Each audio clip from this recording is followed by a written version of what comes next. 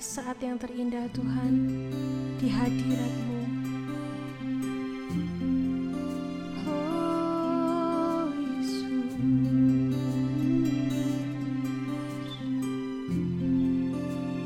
saat terindah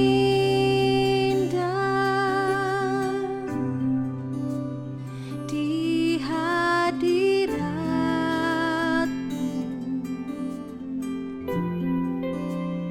berkat melimpah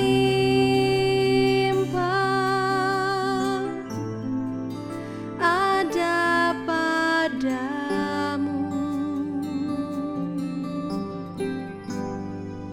Ku dipulihkan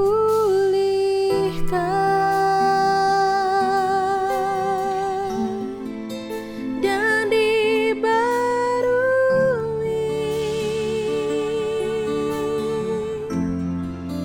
dalam hadirat-Mu,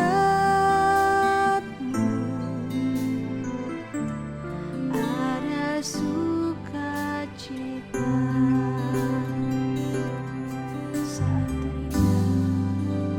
saat terindah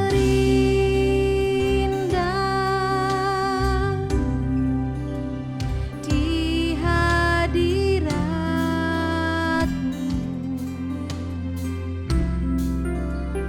berkat melimpah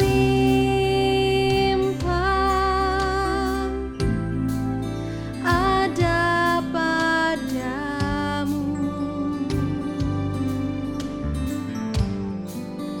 Ku dipulihkan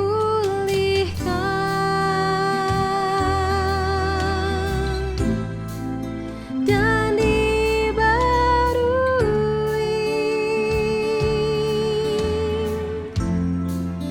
dalam hadirat-Mu,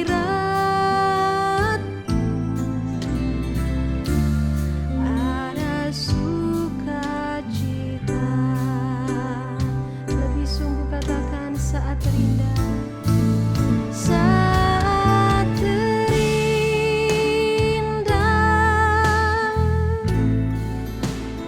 di hadirat-Mu,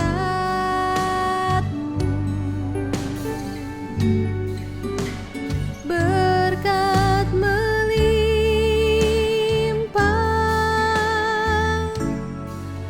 ada padamu.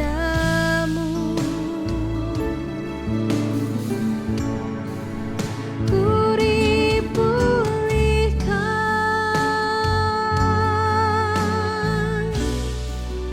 dan dibarui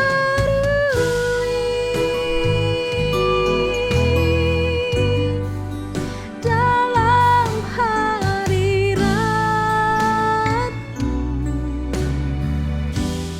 ada sukacita. Ku dipulihkan, ku dipulihkan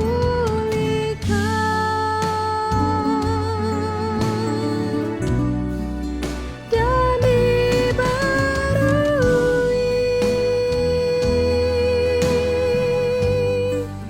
dalam hadirat-Mu,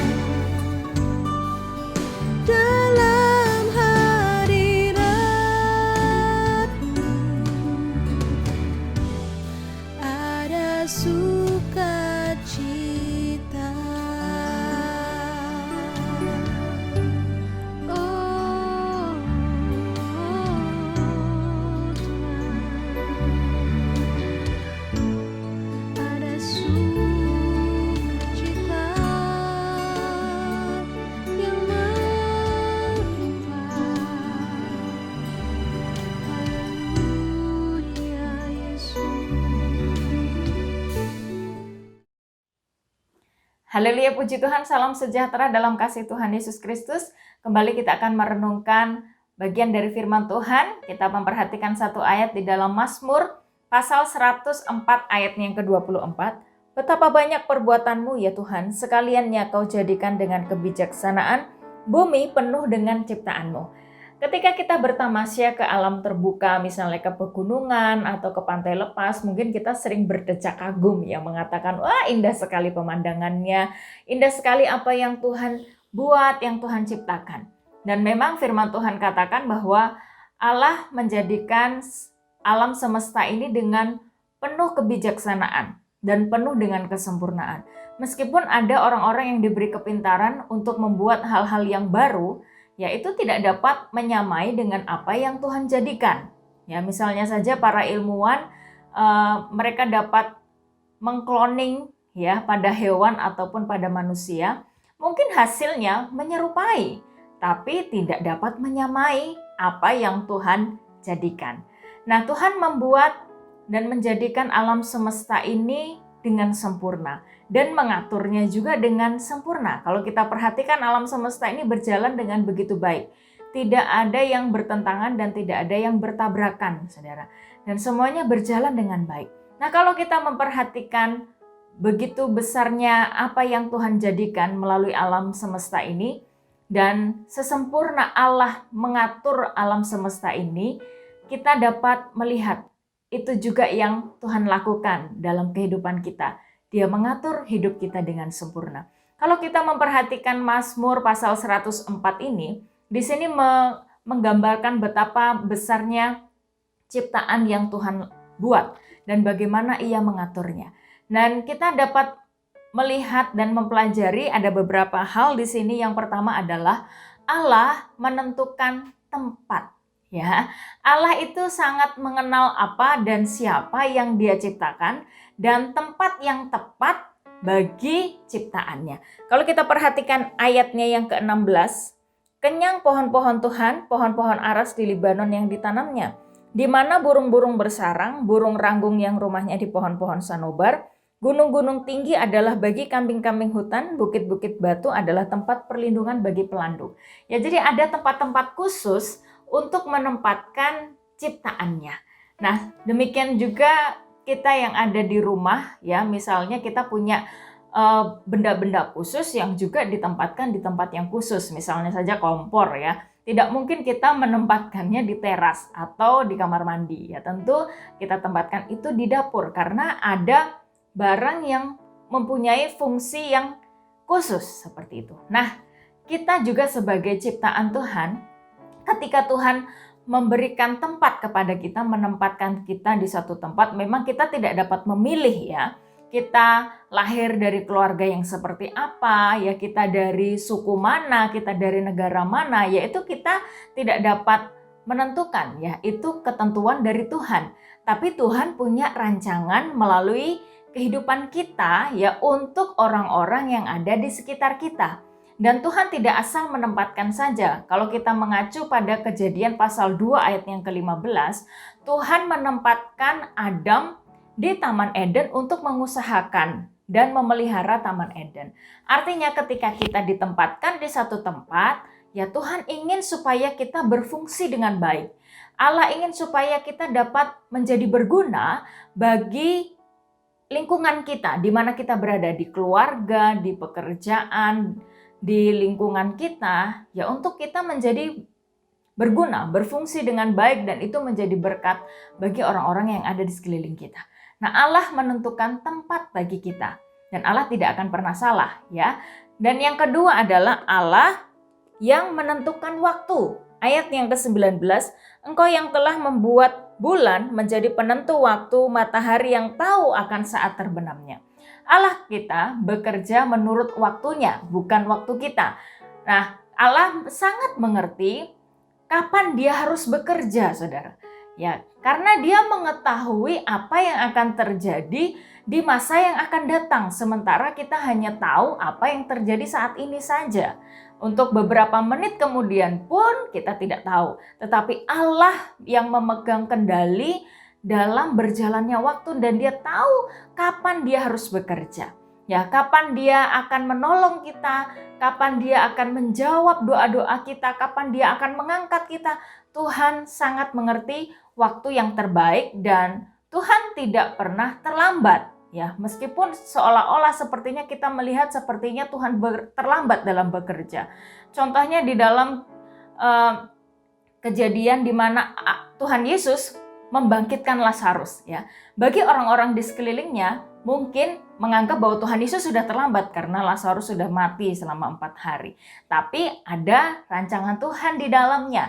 Jadi kita memang perlu sabar, ya, dan menyerahkan diri sepenuhnya kepada waktu dan rancangan Tuhan yang terbaik dalam kehidupan kita.